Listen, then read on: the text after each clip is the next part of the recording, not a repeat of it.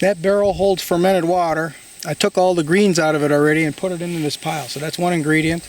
The next ingredient was the spoil silage, which I feel is just a terrific element to work with. It absorbed all of the moisture of the manure on my last pile that I turned a couple days ago up by camp. And the last one is the wood shavings, mostly sawdust component, which is carbon. Carbon is the element that most people don't think about. They just basically harvest the carbon until there's none left, and their NPK doesn't work anymore. Had to get that dirty dig in. I also have some fish carcasses now that I'm going to add this time, and I'm cutting the lawn up here just for those green clippings. It's pretty rough material, so I gotta stop and unclog the lawnmower every time I take a couple passes. But that's okay. I want to get it into this pile here, and plus I want to find out how well it grows and how well the deer forage off of it after it's cut. This is the end of the first week of September, or maybe it's the beginning of the second week. I've been here 3 days, I'm not sure. So when I'm here, I don't watch TV, don't log on the computer, nothing. It's just me and this area. So I'm going to get at it. I'm going to start by taking the outer band of the compost, because that's the band that isn't working right now. And to use that material as the center of the new pile that gets it activated. Show the audience. There ain't many people watching it, but there is a shortage of iodine in the soil around the Great Lakes. And I'm going to be adding this bottle of iodine into that compost.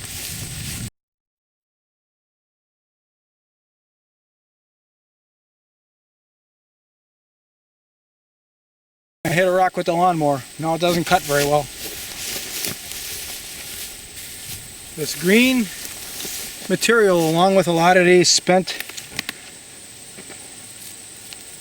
grasses, and there's a lot of different, there's Queen Anne's lace, there's a lot of weeds here that have already gone through their cycle, and then all we have left are these drying stalks.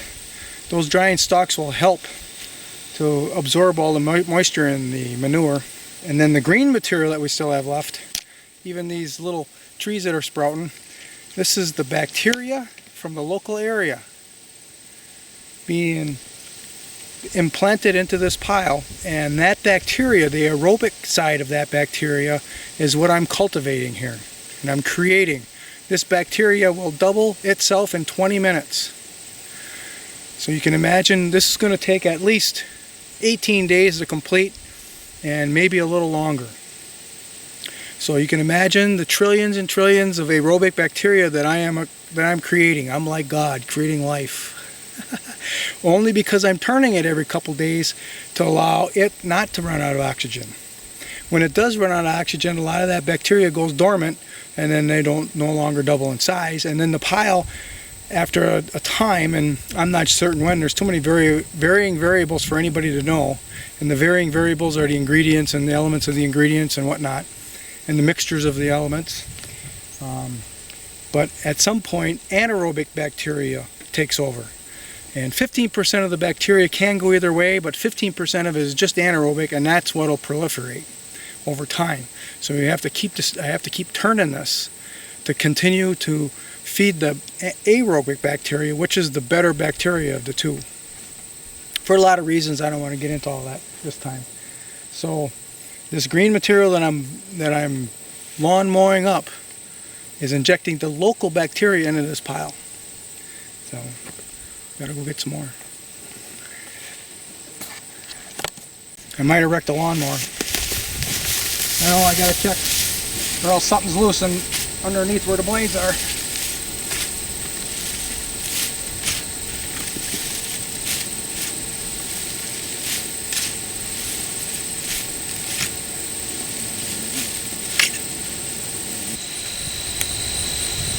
These are fish carcasses, and the best part about these carcasses is a special phosphate in the bones, but there's also nitrogen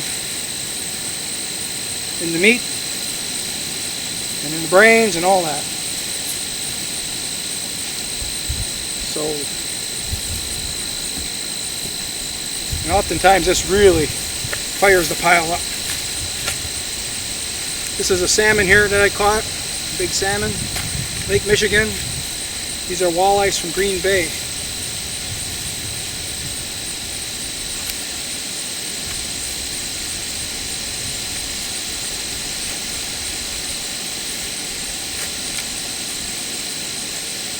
There.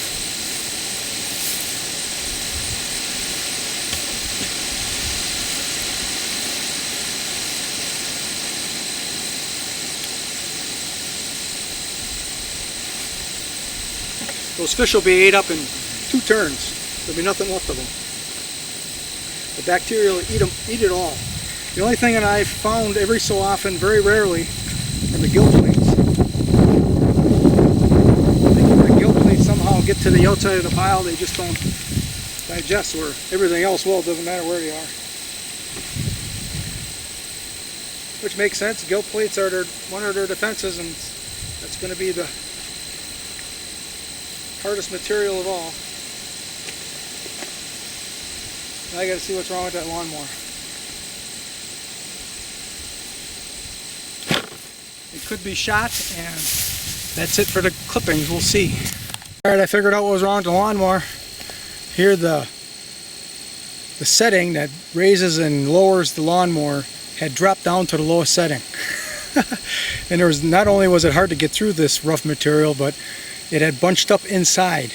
So it was trying to get through that as well as cut the grass, cut this coarse material. So I cleaned that out, bring it up to the highest level, and just going through like it was before. Alright, now I'm going to add some more.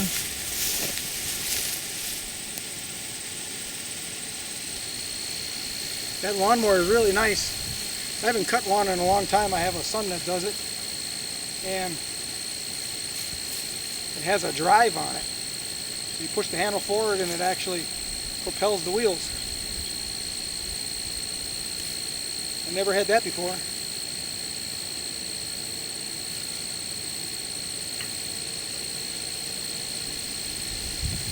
Well, when I grew up, man, I'll tell you, kids today, they don't have to do too much. I don't know what's going to happen to them, but I think life is going to get harder here soon. And all these people, these kids and all these people are going to have to learn how to take care of themselves again. I think that's coming soon. Doesn't look good. I think it's a natural thing for a country to do that. You know, we were a superpower, we were the only superpower, and we got whatever we wanted for a long time. Then we got lazy. And the rich elite, they think they're going to replace us with robots. They're pretty stupid to think that, because it takes a lot more energy to run a robot than it does a human. So they're going to fail. And so are all the people that are dependent on the system that they produce. This is their design system. They designed it, for lack of a word that'll encompass a lot of complicated ideas. It's the Green Revolution. That's the simple description of it. What it did is it replaced the ecology and man actually taking care of himself. That's why I like using the word peasants. Back in the day, the peasants, they knew how to take care of themselves, and they were actually so productive they took care of all those above them too. But now we got this green revolution, and they're relying on machines and on chemicals instead of the ecology. What this pile is a pile of ecology. So all these people today are habituated to this green revolution design. They have no idea how to take care of themselves like their grandparents did. Lots of them have no idea whatsoever. They don't even know where the food comes from that's in the grocery store. And the elite, what they want to do, they want to lower the population of humans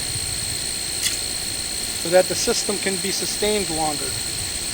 Because right now the system is running low on soil fertility and the easy to get fuels that wrap this all up are becoming harder to get, and more expensive, lower quality. And it's like either they're really dumb or they knew what the hell's going on, I don't know. And all of a sudden it's like, ooh, our system can't support so many people. Well, duh. All you have to do is research what overshooting carrying capacity means. So all you got to do is research that, figure it out.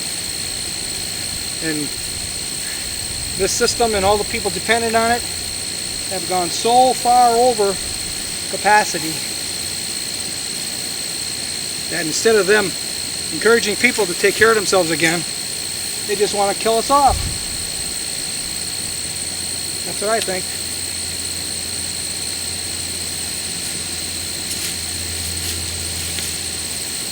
I've been watching some of these YouTube videos on it. There are professors at the colleges, at the universities, that have figured out with the system it can be maintained for a lot longer time if there's only 500 million people on the planet. Well, there's 8 billion. So where do those other 7.5 billion people go?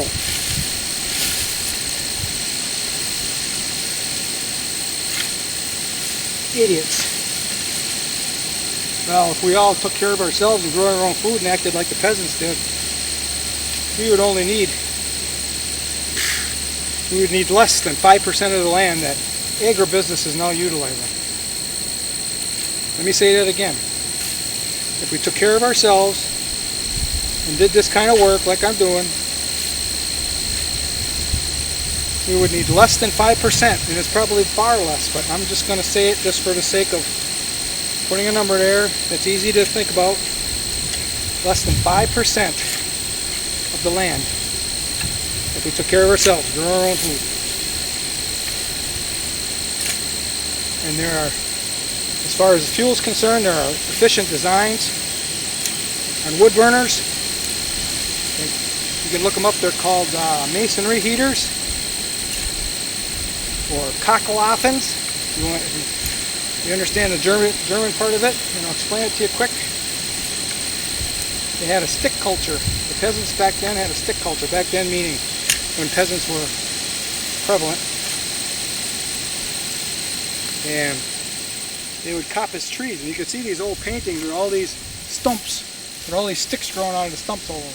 And I practice, I'm experimenting with it here and at my house, and it works pretty good. Makes a lot of sticks.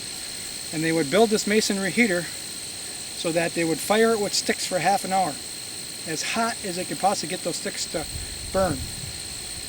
And they even had a awareness as to what sticks would burn the hottest and the longest. Those that would burn not as hot, and you needed to add more. They understood all of that. They would fire that up, and then they would have enough heat in it to last a day. Half an hour burn. The heat would be absorbed by all the rocks that they had around the masonry heater, and it would slowly dissipate into the room. And they hardly burned anything to heat up a room. There's actually I haven't heard this. I mean, I haven't been there. I haven't even seen it on video anywhere. But I was told that there's a tavern there that's like 800 years old or some ridiculous amount of age to it. And they built the Kachelophon into the wall. So there's a dividing wall, and that Kachelophon is in the wall. They fire that sticks up in the wall, the bottom part of the wall, and then the exhaust serpentines through the wall. So they get it as hot as they almost like create a chimney fire. And they get that as hot as possible, heats the wall, and then the wall slowly radiates the heat.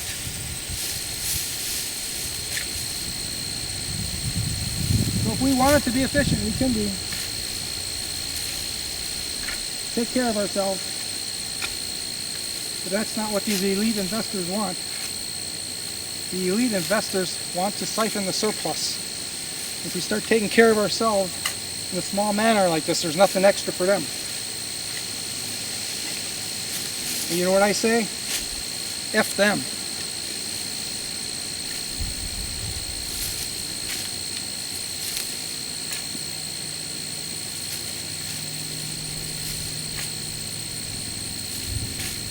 Yeah, the pile is activated.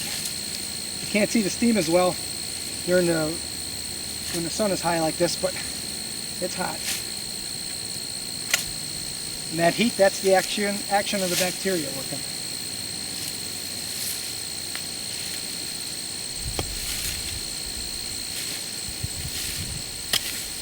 I think next time it's going to need a good jolt of water.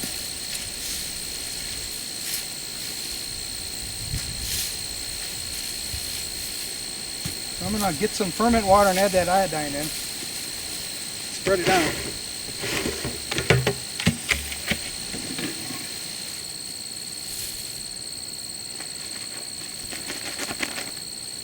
Alright, more grass. Lawnmower's working funny again.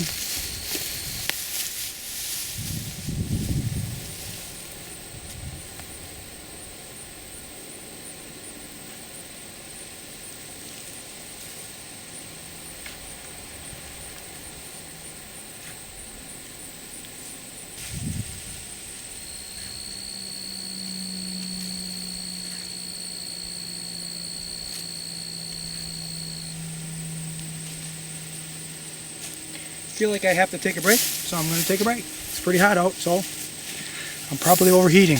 We'll see. I'm going to go get some water and sit down for a while in the shade. See how I feel then. Alright, a couple glasses of water, got out of those thick, sweat-saturated clothes, and I'm ready to take on the world. Well, the rest of this pile anyway. I'll tell you, I was at the gas station this morning and somebody mentioned my smell. I don't have a shower up here. I'm going to smell. So I'm going to turn the lawnmower on one more time and see. It's kind of vibrating. I'll find out if I wrecked it or what. There was another slug of grass stuck up underneath there, so maybe that's what put it out of balance. I could try it, see what happens. The lawnmower is now backfiring. Something's not right.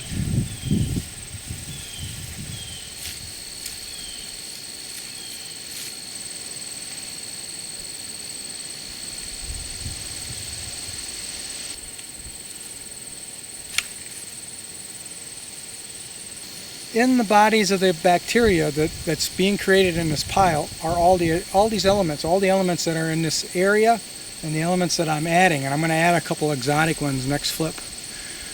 And the bacteria holds these elements and this triphosphate. And when the bacteria goes dormant, that triphosphate transitions over to biphosphate, which still has all the elements in it. And those biphosphates are actually dormant and in suspension in the soil for as long as it takes to utilize them. And there's already evidence that the fertility lasts 17 years. One pile is enough to fertilize a soil for 17 years. And it's probably longer than that because the plants just don't need to grab all this. A lot of this is going to be recycled. So the deer eats, the deer is going to recycle that material wherever it does its droppings, which if it's spending time in these fields, it's going to drop there. And it's also going to share all of this with all the surrounding areas. So it's going to fertilize the entire surrounding. The deer are going to do it. The deer and whatever other wildlife that's going to be in here feeding on this deer pasture. So that's the why I'm doing the work. I want this to be a very healthy place for deer. And the deer are going to know it such that I think the deer are going to bypass all these other food plots around here that are being sprayed with chemicals. And there's already evidence in it. I've listened to a YouTube video where the guy says, the deer just went right past my plot and went and started eating weeds. Well, that's telling them something, isn't it? Telling us all something. So this is an experiment, and in 17 years I'll let you know how it worked out.